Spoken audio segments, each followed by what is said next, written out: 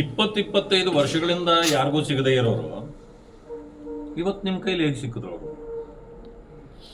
25 ವರ್ಷಗಳಿಂದ ಭಯನೇ ಇಲ್ಲದೆ ಇದ್ದವರು ಏನನ್ನ ಅವರು ಏನು ಪ್ರೀತಮ್ ಗೌಡನ ಏನ ವಿಕ್ರಮ್ ಗೌಡ ಆತನ ಸಾವು ಆದ ತಕ್ಷಣನೇ ಅವು ಎಲ್ರಿಗೂ ಭಯ ಬಂದ್ಬಿಡ್ತಾ. ಇದೊಂದು ಪಿತೂರಿ ಇದೆ. ಈಗ ನನಗನ್ಸಿರೋದು ನಕ್ಸಲರು ಸರೆಂಡರ್ ಆಗಿಲ್ಲ, ಸರೆಂಡರ್ ಆಗಿರೋದೇ ಸರ್ಕಾರ ಅವರಿಗೆ. ಇದ್ರ ಜೊತೆಗೆ ಅವರು ಬರಿಗೈಯಲ್ಲಿ ಬಂದಿದ್ದಾರೆ. ಶಸ್ತ್ರಾಸ್ತ್ರಗಳು ಎಲ್ಲಿ ಹೋದ್ವು ಅಂದಮೇಲೆ ಇವರಿಷ್ಟೇನಾ ಇನ್ನೂ ಅವ್ರ ಹಿಂದೆ ಇದ್ದಾರ, ಅಥವಾ ಶಸ್ತ್ರಾಸ್ತ್ರಗಳನ್ನೆಲ್ಲ ಅವ್ರಿಗೆ ಕೊಟ್ಟು ಬಂದಿದ್ದಾರ? ಇಲ್ಲ, ಈ ಥರ ಎಲ್ಲ ಪ್ರಶ್ನೆಗಳು ಬರ್ತವೆ. ಅವರು ಕೋರ್ಟಲ್ಲಿ ನೀವು ಅವ್ರನ್ನ ಸರೆಂಡರ್ ಮಾಡಿಸ್ಬೇಕಾಗಿತ್ತು, ಅಥವಾ ಪೊಲೀಸ್ ಸ್ಟೇಷನ್ಗೆ ಅವರು ಸರೆಂಡರ್ ಆಗಬೇಕಾಗಿತ್ತು.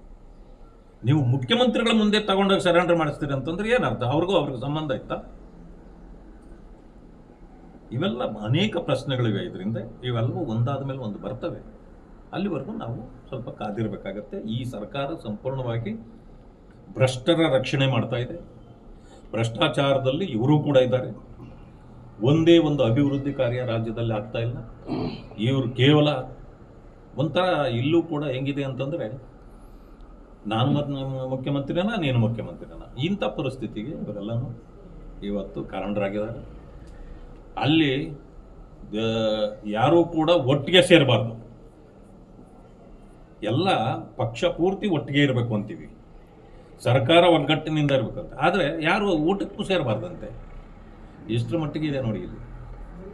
ಅಂದರೆ ಒಡೆದು ಆಳೋ ನೀತಿ ಬ್ರಿಟಿಷರದ್ದೇನಿತ್ತೋ ಕಾಂಗ್ರೆಸ್ನಲ್ಲಿ ಅದು ಬೇರೂರಿದೆ, ಅದೇ ನಡ್ಕೊಂಡು ಹೋಗ್ತಿದೆ.